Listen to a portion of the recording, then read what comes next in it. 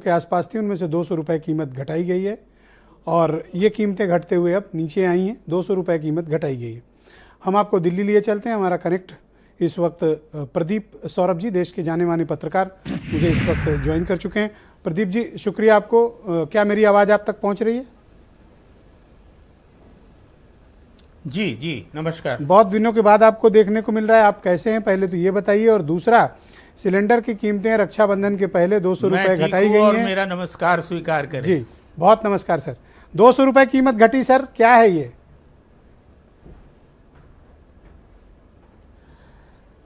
देखिए ब्रिजेश जी, ये जो सरकार है ये अभ्यास करा रही है लोगों का, और लोगों की सहनशीलता को भी समझने की कोशिश करती है।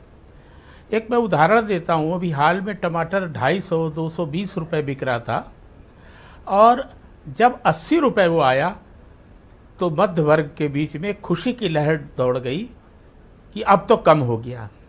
और जबकि याद रखने ये वाली बात थी कि 10 और 20 रुपए किलो टमाटर धक्के खा रहा था यहाँ पर। अब मैं ये देख रहा हूँ कि फिर टमाटर 20 और 30 रुपए हो गया। तो ये लोगों के मन में कि इतना था तो अब कम हो गया, तो अब यूज टू बना रही है सरकार। ठीक वैसे ही कि ये जो एक तो चुनाव है जिस पर चर्चा सभी लोग कर रहे हैं, 200 रुपये तो मैं कहता हूँ कि ऊँट के मुँह में जीरा है।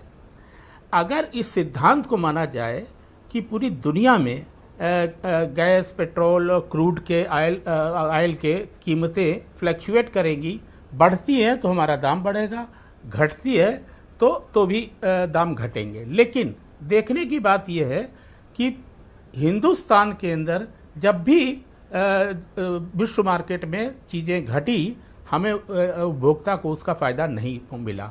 और आप अगर आंकड़े देखेंगे, जो सार्वजनिक क्षेत्र की पेट्रोलियम कंपनियां हैं, उनके आंकड़े देखेंगे तो उनकी कमाई बेइंतहा है। और रही टैक्सेस की ही बात, देखिए कि सेंटर का टैक्स अलग है, स्टेट का टैक्स अलग है। इन टैक्सों को भी अगर आप देखें, माइनस कर दिया जाए तो सिलेंडर 500 और 400 रुपये और पेट्रोल 40 और 50 रुपये तक आ सकता है।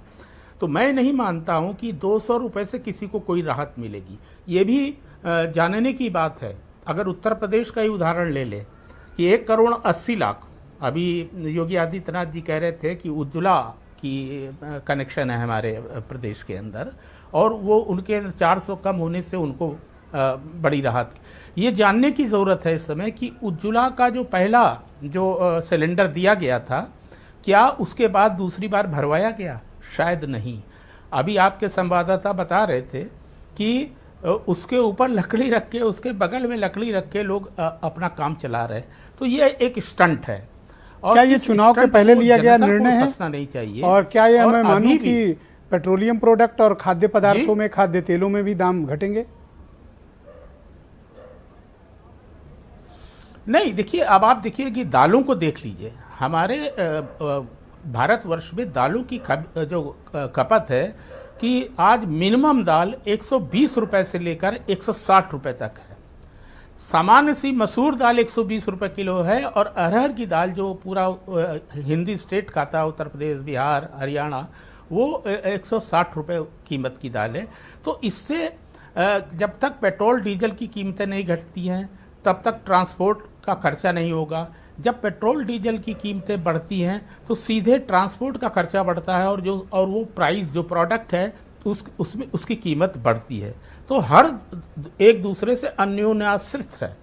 इस पूरे मैकेनिज्म को समझना चाहिए। इस बात से खुश नहीं होने का मुझे सबब नहीं दिख रहा है कि 200 रुपये कम कर दिए।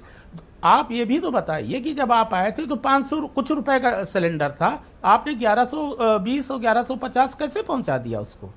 और एक बात और कहना चाहूँगा अंत में कि अभी क्या कहते हैं कि योगी जी ये भी कह रहे थे कि इस प्रदेश की बहनें का अभिनंदन करेंगी और ये मोदी जी ने निर्णय लिया है। तो मेरा प्रश्न ये भी है उन्हीं सबसे, प्रवक्ता भारतीय जनता पार्टी से, मुख्यमंत्री योगी जी से भी, कि क्या जब ये 1100 रुपये पार किया था सिलेंडर, तो क्या वो भी मोदी जी का निर्णय था?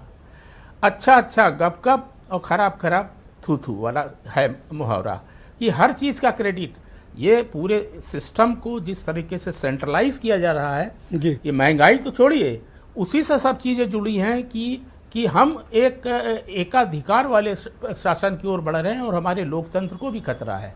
और महंगाई और इन सब चीज़ों का जो जनता से जुड़ी हुई चीज़ें हैं उनका जो सबब है वो सब क्या कहते हैं, धन्यवाद सर, हमारी एक डेमोक्रेटिक प्रोसेस का हिस्सा है। जी शुक्रिया सर। मैं डिबेट को आगे बढ़ाता हूं। मेरे साथ दीपक रंजन